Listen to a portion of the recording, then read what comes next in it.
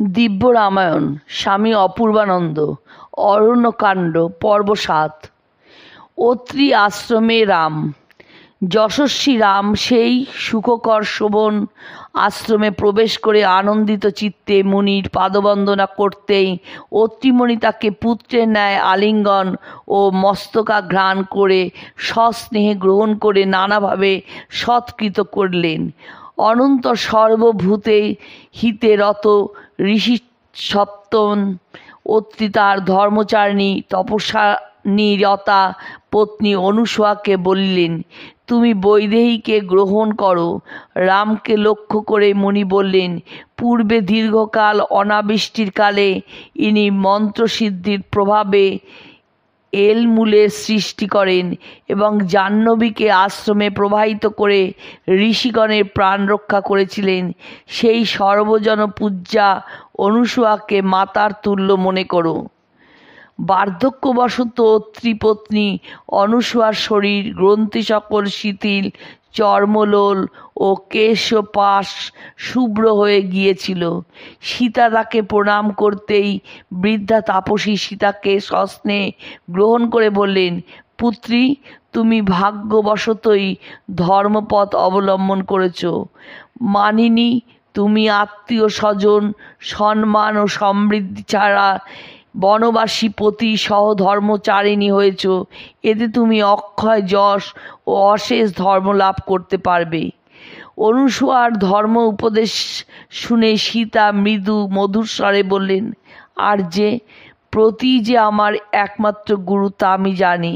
পূর্বে বিবাহকালে অগ্নির সম্মুখে আমার জননী আমায় যে উপদেশ দিয়েছিলেন তা এখনও স্মরণ আছে। আত্মীয়দের উপদেশ বাক্য আমি ভুলিনি। পতি শুশ্রূষায় নারীর পক্ষে শ্রেষ্ঠ তপস্যা। সীতার কথায় অনুসূয়া আনন্দে সীতার মস্তকাঘ্রাণ করে বললেন, জানকী, তোমার কথাগুলি অতি মধুর ও পবিত্র। তপবলে অর্জিত আমার সুমহৎ তপস্যা সঞ্চিত আছে। আমি তোমাকে বর দিতে চাই। এক্ষণে তোমার কি প্রিয় কার্য করব বলো। সীতা মৃদু হাস্যে বললেন, দেবী, আপনার অনুগ্রহে আমার সমস্ত বাসনাই পূর্ণ হয়েছে। অন্য কোনো প্রার্থনা নেই। সীতার লোভ শূন্যতায় আরও প্রীত হয়ে অনুসূয়া বললেন, বৈদেহী, এই অম্লান দিব্য মাল্য, উৎকৃষ্ট বস্ত্র, অলঙ্কার সকল এবং মহামূল্য বিলেপন ও অঙ্গরাগ তোমায় সানন্দে দিচ্ছি। তুমি এই দিব্য অঙ্গরাগ বরাঙ্গে লেপন করে স্বামীকে সুশোভিত করবে। প্রীতিপ্রদত্ত ওই সকল বস্ত্রাদি বিনীতভাবে গ্রহণ করে সীতা কৃতাঞ্জলি পুটে অনুসূয়াকে স্তব করতে লাগলেন। অনন্তর অত্রিপত্নী কর্তৃক জিজ্ঞাসিত হয়ে সীতা নিজের অলৌকিক জন্ম, স্বয়ংবর ও হরধনু ভঙ্গের বিবরণ সবিস্তারে বর্ণনা করলেন। তা শুনে অত্যন্ত প্রীত হয়ে অনুসূয়া সীতাকে আলিঙ্গন করে বললেন, মধুর ভাষিনী মৈথিলী, তোমার মুখে এ সকল কথা শুনে আমি অতিশয় সন্তুষ্ট হলাম। সন্ধ্যা আসন্ন প্রায়। মুনিগণ আশ্রমে ফিরে হোমানল প্রজ্বলিত করেছেন। এখন তুমি সর্বাভরণে ভূষিতা হয়ে আমার আনন্দ বর্ধন করে রামের কাছে যাও।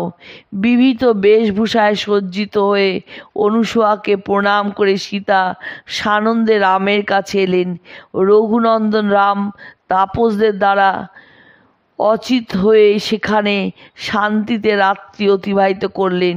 পরদিন প্রাতে রাম অন্যত্র যাবার জন্য প্রস্তুত হলে ঋষিগণ তাকে বললেন, রাঘব, আমরা রাক্ষসদের দ্বারা নির্মমভাবে উপদ্রুত হচ্ছি। অতএব ওই অত্যাচার নিবারণ করে তুমি আমাদের রক্ষা করো। মহর্ষিগণ এই পথে ফল আহরণ করতে যান। তুমি এই পথে গমন করে দুর্গম গহনে প্রবেশ করতে পারবে। পরে অত্রি ঋষি শিষ্যগণ সহ রামের সঙ্গে কিয়দ্দূর গিয়ে শিষ্যগণকে পথ প্রদর্শনের আদেশ দিয়ে আশ্রমে ফিরে এলেন। প্রায় 1 ক্রোশ দূরে এক নদী দেখে রাম অত্রি শিষ্যগণকে বললেন, নদী পার হবার কোনো উপায় আছে কি? শিষ্যগণ বললেন, হে রঘুনন্দন, সুদৃঢ় নৌকা আছে, আমরা ক্ষণমধ্যে তোমাদের পার করে দেব। শিষ্যগণ সকলকে নৌকায় পার করে দিয়ে প্রত্যাবৃত হল। দণ্ডকারণ্যে মুনিদের আশ্রমে। দণ্ডক বনে প্রবেশ করে রাম বিশেষ আনন্দিত হলেন। নির্জন ঝিল্লি রবমুখরিত বিবিধ মৃগ আকীর্ণ পুষ্প ও ফলভরে অবনত বৃক্ষরাজি শোভিত বনস্থলীর অনুপম শোভা দেখতে দেখতে অনেক দূর এসে রাম মুনিগণের বহু আশ্রম দেখতে পেলেন। সেই সকল কুশ চির বক্কল পরিব্যাপ্ত আশ্রম ব্রাহ্মী শোভা বিশিষ্ট হয়ে আকাশস্থ দূরনিরীক্ষা সূর্যমণ্ডলের ন্যায় দীপ্তিশালী ছিল।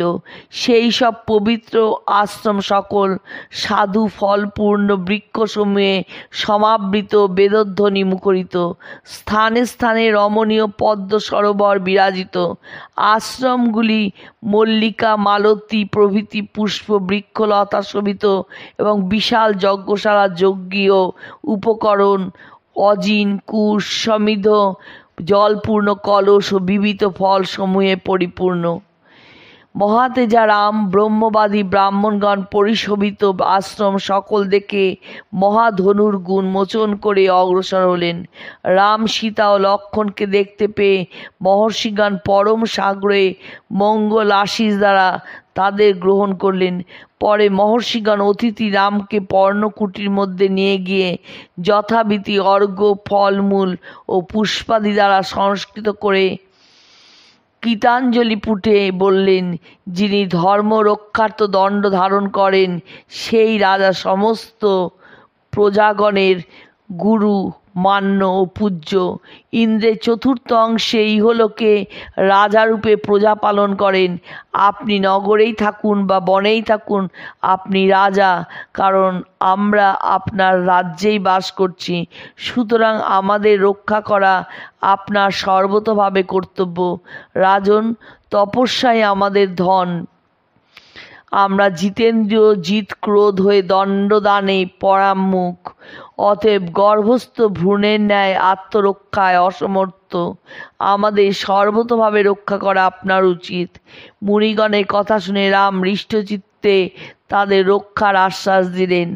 মহর্ষিগণ রাম, সীতা ও লক্ষ্মণকে ফলমূল ও বহু খাদ্য পানীয় প্রভৃতি বিবিধ উপাচারে পরিতৃপ্ত করলেন। মুনিগণ কর্তৃক এভাবে পূজিত হয়ে রাম সেখানে আনন্দে রাত্রি যাপন করলেন।